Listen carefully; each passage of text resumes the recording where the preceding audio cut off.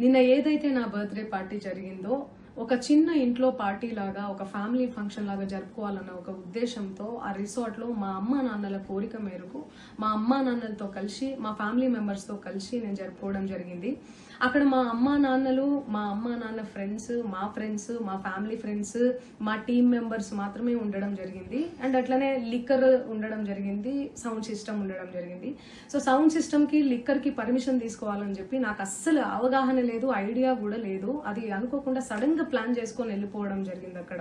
So అందుకు నాకు అవగాహన లేదు, లేకుంటే నేను డెఫినెట్లీ నేను తీసుకునేదాన్ని.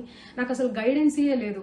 ఎవరైనా గైడ్ చేసినా కూడా నేను పర్మిషన్ తీసుకునేదాన్ని, లేకపోతే నేను ఎందుకు ఇలా తెలిసి చెయ్యను కదా.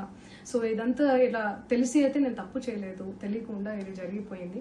అండ్ అక్కడ లోకల్ లిక్కర్ తప్ప అసలు వేరే ఏ ఇతర పదార్థాలు, మత్తు పదార్థాలు కానీ వాడడం అసలు జరగలేదు. అక్కడ దొరకలేదు కూడా, పోలీసులు సెర్చ్ చేసినా కూడా. అండ్ అక్కడ ఎవరికైతే పాజిటివ్ వచ్చింది అని చెప్పి పోలీసులు చెప్తున్నారో ఆయన ఎక్కడో ఒక చోట తీసుకున్నాడు, ఎప్పుడో తీసుకున్నాడు అని చెప్పి తేలిందని చెప్పి పోలీసులే చెప్పారు. అండ్ అది ఇన్వెస్టిగేషన్ కూడా జరుగుతుంది. మేము కూడా పోలీసులకు కోఆపరేట్ చేస్తున్నాము. అండ్ నేను ఎందుకు ఇలా చేస్తాను, అసలు నాకు తెలిసి ఎందుకు చేస్తాను, మా అమ్మా నాన్నలతో దట్టు మా అమ్మా నాన్నలు పెట్టుకొని ఇలాంటివి నేను ఎంకరేజ్ చేస్తానా, ఇలాంటివి చెప్పండి.